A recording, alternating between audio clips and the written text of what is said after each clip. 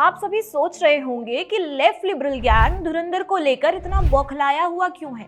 Journalist कम propagandist अरफा खानुम ने तो इसे a toxic cocktail of majoritarianism, anti Muslim bigotry and misogyny बताया है।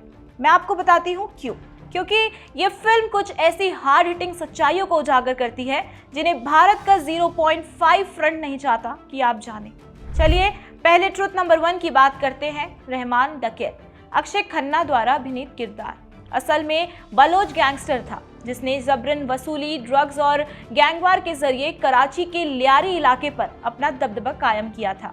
उसके बेनजीर भुट्टो की पीपीपी यानी पाकिस्तान पीपल्स पार्टी के नेताओं से लिंक थे और उसने लेजिटिमेसी हासिल करने के लिए पीपल्स अमन कमेटी का गठन किया था। अब पीपीपी एक नेता ने एक्सप्रेस ट्रिब्यून, जो पाकिस्तान अखबार है, को बताया था कि political personalities ignored Lyari. As a result people like Rehman Dakait fill that gap. Aditya धर ने अपनी फिल्म में पाकिस्तान की failed law and order situation को ब्रिलियंटली उजागर किया है। अब दूसरे ट्रुथ पर प्रकाश डालते हैं। लियारी के so called hero Chaudhary Aslam, जिन्होंने एक बार भविष्यवाणी की थी कि उन पर फिल्में बनेंगी। फिल्म में संजय दत्त द्वारा अभिनीत एसएसपी चौधरी असलम को लियारी क्षेत्र के कई बड़े गैंगस्टरों को खत्म करने के लिए श्रेय दिया जाता है।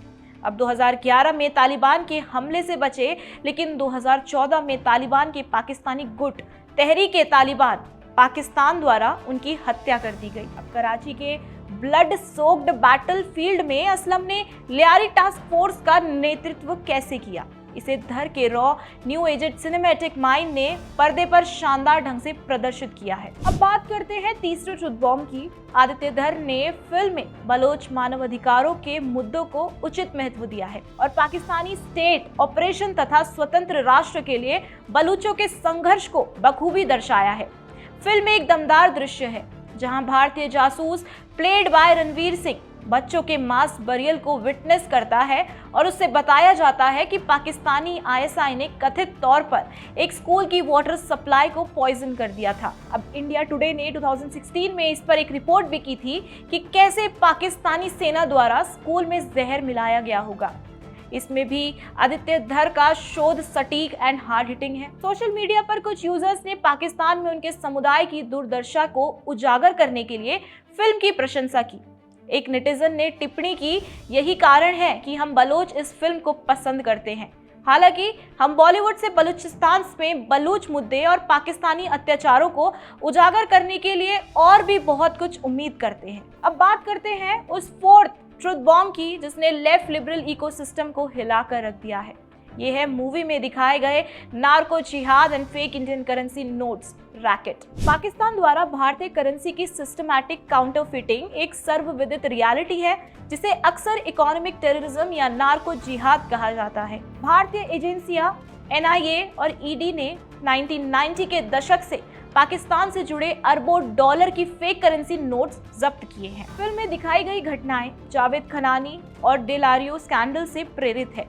जावेद खनानी कराची का एक पावरफुल पाकिस्तानी बैंकर और हवाला ऑपरेटर था। खनानी ने ड्रग कार्टेल, टेररिस्ट, क्रिमिनल्स और पाकिस्तान आईएसआई के लिए अरबों डॉलर की मनी लॉन्ड्रिंग की।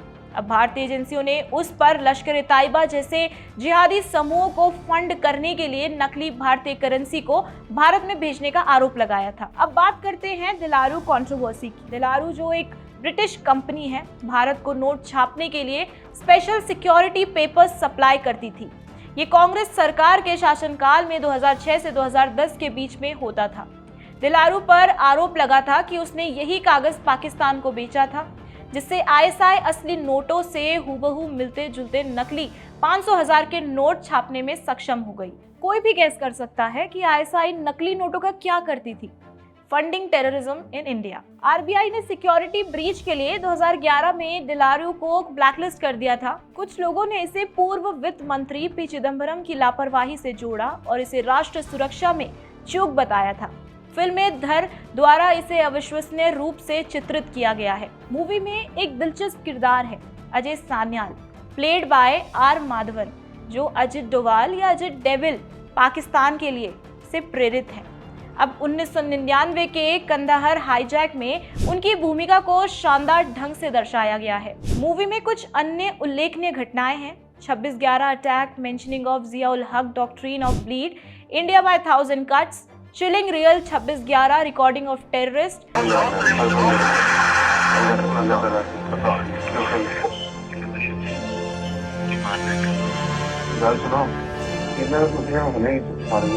जिसमें वो काफिरों को मारने की बात कहता है। 2001 का पार्लियामेंट अटैक, भारत में रहने वाले कुछ पाकिस्तानी प्रेमियों में इसलिए भी आक्रोश है क्योंकि अब तक तो स्पाई फिल्म्स के नाम पर बॉलीवुड में रॉ और आईएसआई का प्रेम संबंध दिखाया जाता था और धुरंधर ने तो सच दिखा दिया।